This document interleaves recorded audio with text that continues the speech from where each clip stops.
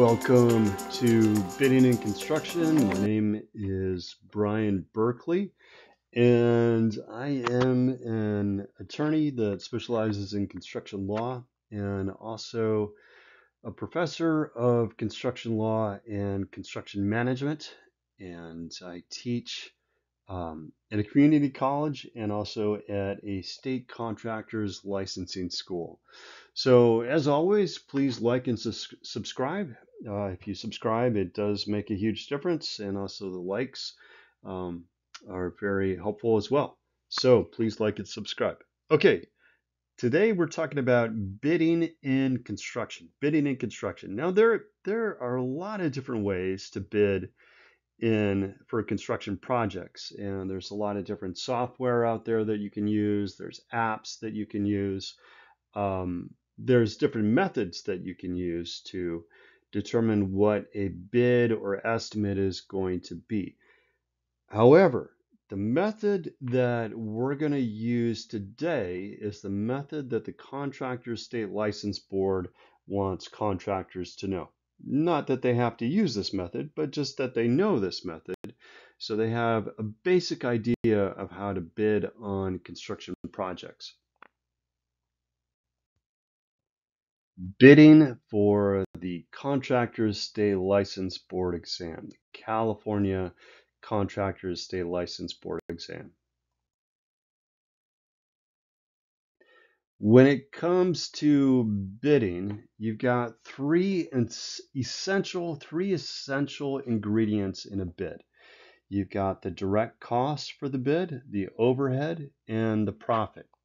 Direct costs, overhead, and profit. You always need to include those three things in every estimate. If you want to be a successful contractor, you've got to have at least those three ingredients in every estimate, in every bid, in every contract price. So what are direct costs? Direct costs. Direct costs are costs directly related to the project you're bidding on. You've got your labor, you've got your materials, and then you've got additional direct costs for the project. Permits and other direct costs directly related to that project only.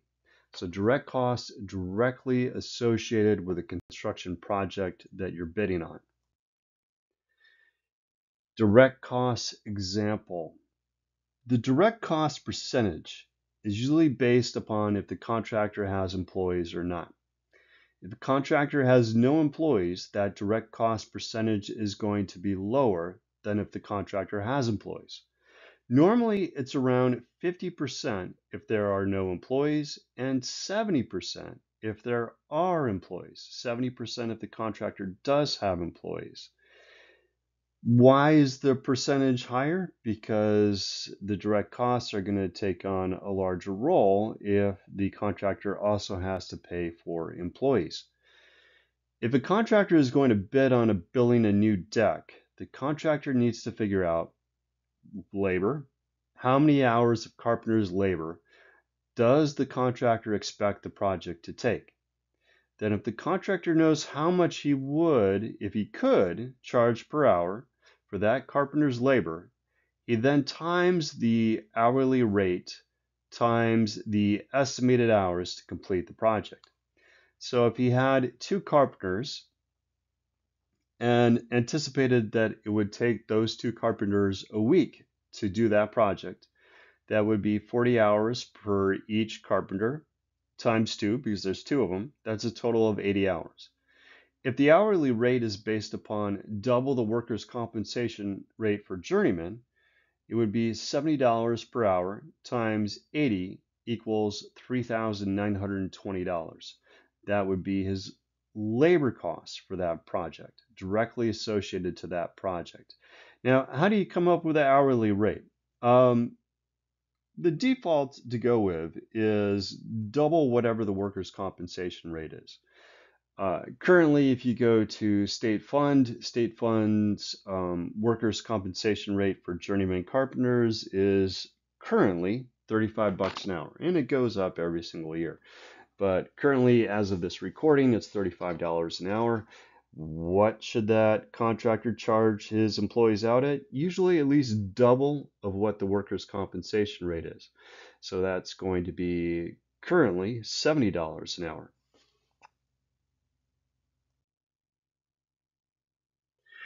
Next, the contractor needs to add the materials to the direct costs. Materials can be easy to figure out. The contractor does a materials takeoff of the building plans, or if no plans, by the contractor's own calculations of needed materials, then calls the lumber yard to get a quote. If any permits are required, those are added to the direct cost.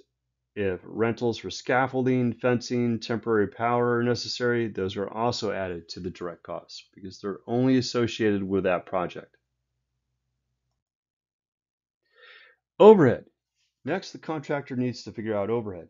Now, overhead, for a lot of new contractors, it can be really difficult for them to figure out, but it doesn't have to be difficult. It can be very easy to figure out. For new contractors, overhead is usually about 25% of any contract price. 25% of any estimate is overhead. How can you be more clear? How can you be more concise and account for what your actual overhead is? Well, first off, what is overhead? Overhead is the cost of running the business, not the cost of the project, but the cost of having the business itself.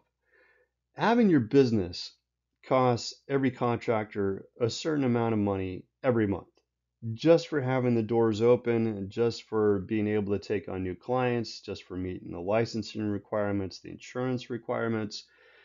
There's a certain cost of what it is per day, per month, per year, the cost of running that business.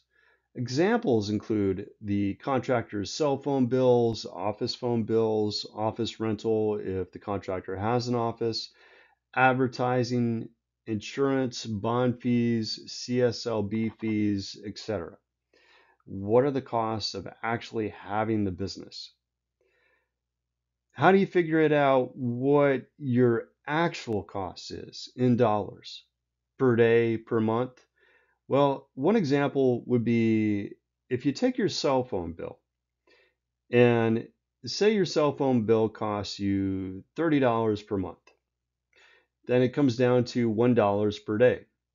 If the contractor is on a project for 2 weeks, then the overhead for the cell phone is $14 during that project. Now, granted, the contractor is probably not going to be working on the weekends, but you still factor in all 14 days, all the actual time it took to do that project. What is it for each expenditure you have? What is it for your cell phone? What is it for your office rental, your advertising, your insurance? What do all these figures come out per month? What do they cost you per month? What do they cost you per week? What do they cost you per day? If you know how much those actually cost you, then it can be pretty easy to figure out what your overhead costs are on a project. But if you don't want to do a lot of math, what most contractors do is they just figure overhead percentage is 25%.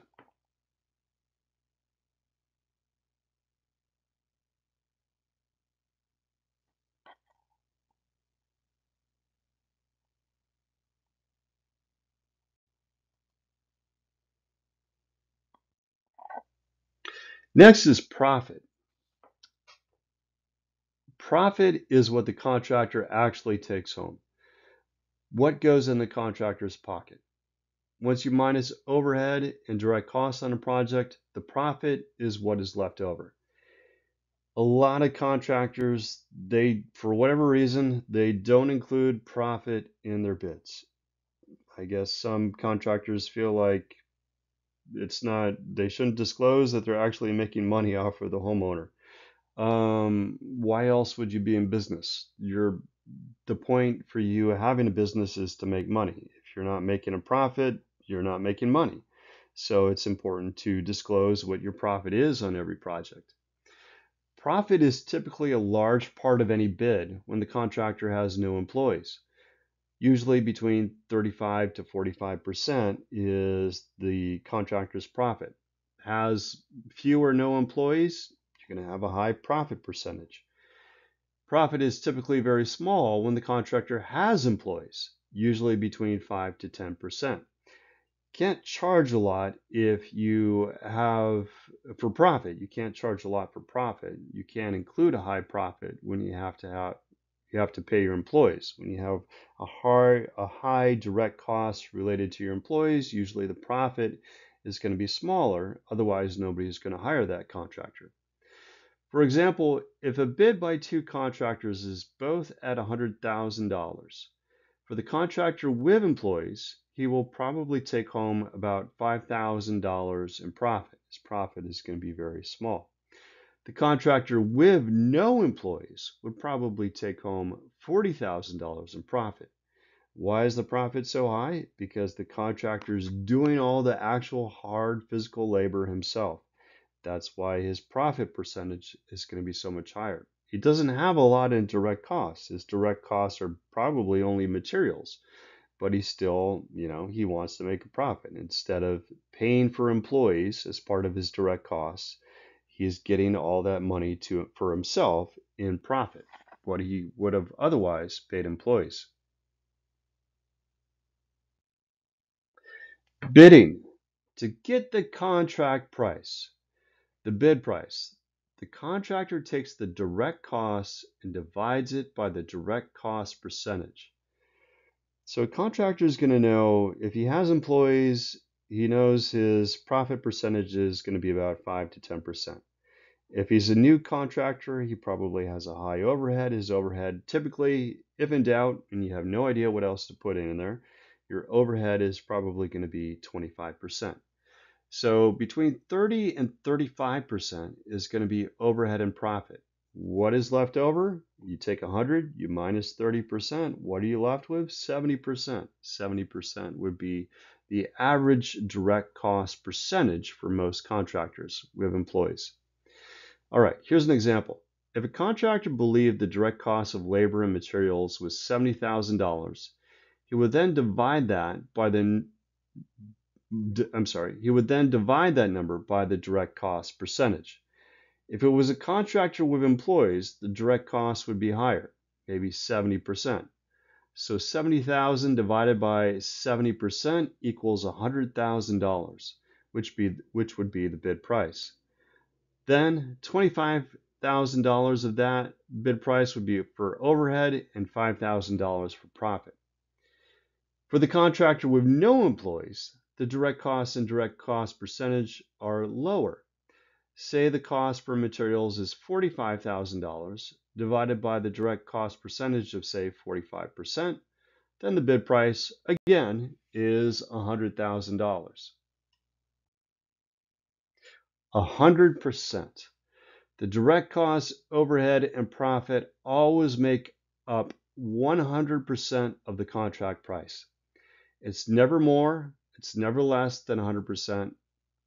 The three numbers can vary, but combined, they always make up 100%. Here's an example. Example number 1. Jack, a contractor with no employees, is going to do a bathroom remodel. He looks at the plans and does his material takeoff. He gets a quote of $30,000 for materials. The contractor does all the work himself. He's a jack of all trades, so his direct cost percentage is low, say 40%. The contractor takes $30,000, the material quote. He takes the $30,000 material quote, divides it by 40% or by 0.40, and gets a bid price of $75,000. That is his bid price. Since he has no employees, his profit is huge, say 40% of the contract or $30,000. Example 2, Jill. Jill has a big construction company with dozens of employees. She's going to bid on the same bathroom remodel as Jack. Her direct cost percentage is higher because she has employees. It's at 70%. She gets a quote for materials at $30,000, just like Jack did. She estimates her employees are going to cost the company about $20,000 to complete the bathroom remodel. Total combined direct cost is $50,000. 50,000 divided by 70% equals $71,428.57, which is Jill's bid. That's her estimate. Jill will only take home about 5% of profit for a total of $3,571.43 for that project. Here's another example. John Newberry. John Newberry is a medium-sized contractor with just a couple of employees. So his direct cost percentage is in between Jack and Jill's. Mr. Newberry's direct cost percentage is 55%. He also gets a material quote of $30,000 and he estimates labor at $10,000 for a total direct cost of $40,000. 40,000 divided by 55%, or 40,000 divided by 0.55, equals a bid of $72,727.73. His 25% overhead amounts to $18,181.82, and his profit of 20% equals $14,545.55. Play with the numbers. Try some different estimates out on your own. For example, you can estimate a deck or drywall project material costs, determine how many hours it may take a couple of journeymen to do the project. Whatever they get paid, times it by 2 to get the cost to the consumer, as you must factor in direct labor burden, workers' comp, healthcare, etc. Times the hours by the costs plus the material quote to get the direct costs in dollars. You times the hours by the costs plus the material quote to get the direct costs in dollars. Take the direct costs and divide it by the direct cost percentage. It's higher for contractors with employees and lower with contractors with no employees. Any questions? Feel free to reach out, and my phone number is 831-288-0297. You can also go to brionlaw.com, BRIONLAW.com, and that is my website in which you'll see links to other videos. All right, thank you very much.